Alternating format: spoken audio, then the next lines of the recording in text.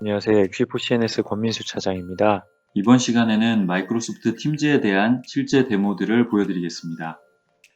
우선은 지금 화면 자체를 코딩하는 것 자체가 마이크로소프트 팀즈로 진행하고 있다는 점을 먼저 좀 말씀을 드리고 싶고요.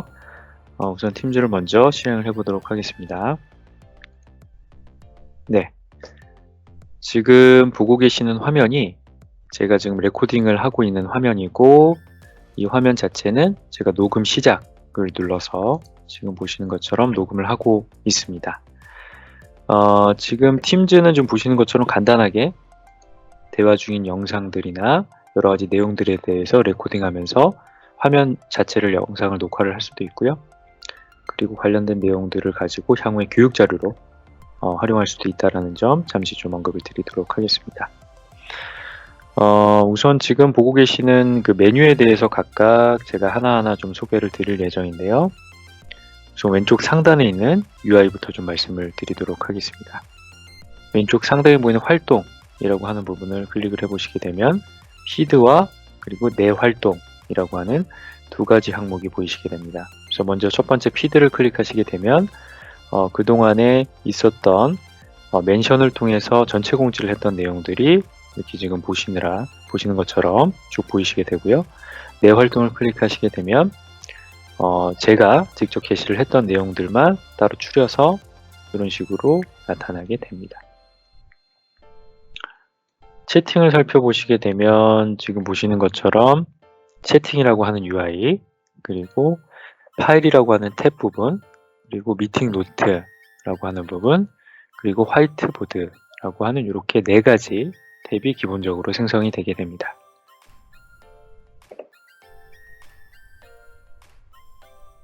다음으로는 이제 팀을 살펴보시게 되면 왼쪽에 보이시는 게 지금 내 팀이라고 좀 언급이 되어 있고요. 엑시포CNS라고 하는 저희 기본 팀부터 마케팅에 이르는 것까지 모두 한 7가지 정도의 팀이 지금 현재 저는 생성이 되어 있고 이 팀들을 통해서 협업을 하고 있습니다. 팀을 한번 확장을 해보시게 되면 하단에 일반이라고 하는 이 부분을 사실 채널이라고 부르는데요.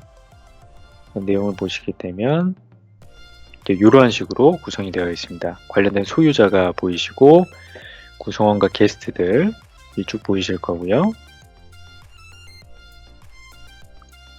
거기에 관련된 요약이라든지 여러가지 분석 내용들, 그리고 여기는 지금 현재 일반이라고 하는 채널만 있는데 여기도 채널 추가를 통해서 더 채널을 확대를 할 수가 있습니다.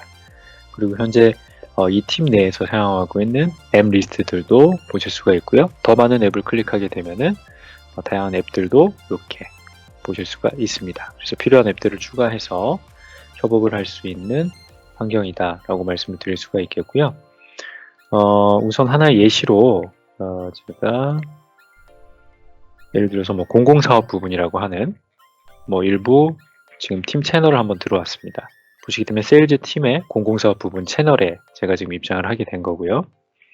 관련된 게시 내용들을 이렇게 쭉 등록을 해놨고, 그리고 파일 탭을 눌러보시게 되면 해당 부분에 대한 여러 가지가 업로드했던 파일 리스트들이 나옵니다. 대부분 이제 공공사업 부분이라는 채널은 이제 작년까지만 좀 사용을 하고 올해 1월까지 업데이트를 한 이후에는 사실 여기에서 직접적으로 언급을 한 건 없었네요. 그리고 퍼블릭 섹터라고 하는 플래너를 통한 탭을 통해서도 이렇게 일정들을 관리를 하실 수가 있고요. 그리고 스마트 시티라고 하는 탭을 클릭을 해보시게 되면 이 해당 내용에서 보시는 것처럼 여러 가지 마치 유튜브를 보시는 것처럼 좋아요도 클릭을 하실 수가 있고 관련된 영상을 이런 시간에 보실 수도 있습니다. 네, 이런 식으로 보실 수가 있고 확장을 해보시게 되면 기본적인 오피스 365의 엑셀, 폼즈, 원노트, 그리고 PDF는 오피스 제품은 아니네요. 그리고 플래너, 파워비아이 등등 오피스 365에 있는 여러 가지 앱들을 바로 추가를 해서 협업에 활용하실 수가 있고, 그리고 더 나아가서 다이나믹스 365나 파워앱스 같은 외부 앱들까지도 같이 연계를 해서 협업에 활용하실 수가 있다라고 말씀을 드릴 수가 있겠습니다.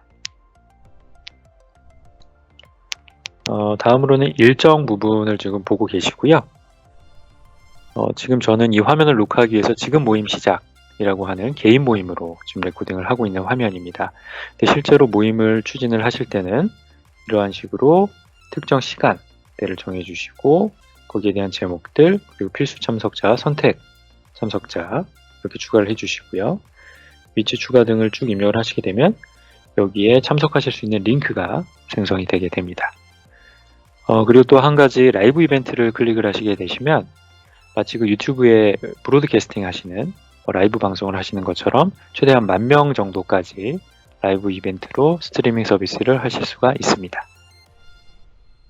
새 모임을 추가하시는 방법은 이렇게 지금처럼 클릭을 하시거나 아니면 새 모임을 직접 클릭하셔서 원하시는 시간을 설정을 하시면 되고요. 옆에 보이시는 일정 도우미라고 하는 부분을 클릭하시게 되면 여기는 지금 이제 따로 참석자가 들어있지는 않지만 다른 참석자분들의 일정과 제 일정들을 같이 공유를 하면서 그 해당 일정들 중에 비어있는 공간을 추천을 해서 그 일정들을 쉽게 찾을 수가 있습니다. 다음으로 이제 통화 버튼인데요. 이 부분 같은 경우에는 여러 가지 단축 다이얼이라든지 이런 것들을 통해서 휴대전화를 하거나 연락을 직접 할 수가 있습니다. 그리고 연락처에 대한 부분들도 여기 추가를 하실 수가 있고요. 각각에 대한 기록들 그리고 음성 메일들도 이쪽에서 관리를 하실 수가 있습니다. 다음으로 파일을 보시게 되면 최근에 이용했었던 리스트들이 쭉 뜨게 되고요. 그리고 마이크로소프트 팀즈 안에서 있었던 이력들 그리고 다운로드 했었던 이력들도 별도로 관리를 하실 수가 있습니다. 보이지는 않고 있네요. 원드라이브 쪽에서도 지금 보시는 것처럼 제 개인용 원드라이브가 지금 보고 계시는 거고요. 이 개인용 원드라이브 부분은 여기 채팅에 있는 파일 이 부분과도 같이 연계된다라고 보실 수가 있습니다. 그래서 기본적으로는 제 여기 있는 원드라이브의 파일들 내용이 이쪽에 있는 파일과 같이 연계해 가지고 보실 수가 있다라고 좀 말씀을 드릴 수가 있겠습니다. 지금 보고 계시는 것은 채팅에서 지금 파일 탭을 추가를 한 거고요. 파일 탭 내에서 보여지는 부분은 개인용 원드라이브다 라고 말씀을 좀 드릴 수가 있겠습니다. 다음으로는 팀 탭을 누르시게 되면 이 팀 항목에서 특정 채널들을 클릭을 하시게 되고요. 특정 팀의 채널을 누르시고 여기 있는 파일은 쉐어포인트입니다. 쉐어포인트라고 하는 공공의 팀 사이트 같은 개념, 그래서 웹 파일 서버 같은 형식으로 별도의 저장 공간에 저장이 된다는 부분은 이해를 좀 해주시면 좋을 것 같습니다.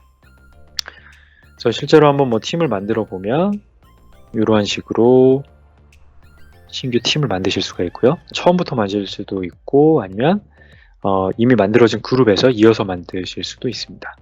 그래서 처음으로 팀을 만들게 되면 공개로 할지 또는 비공개로 할지에 대한 권한들도 별도로 하실 수가 있고요. 팀 이름과 데스크립션 설명을 입력을 하게 되면 그 해당 팀이 생성이 되시고 거기에 대한 구성원을 추가하셔서 바로 협업을 진행하실 수가 있습니다.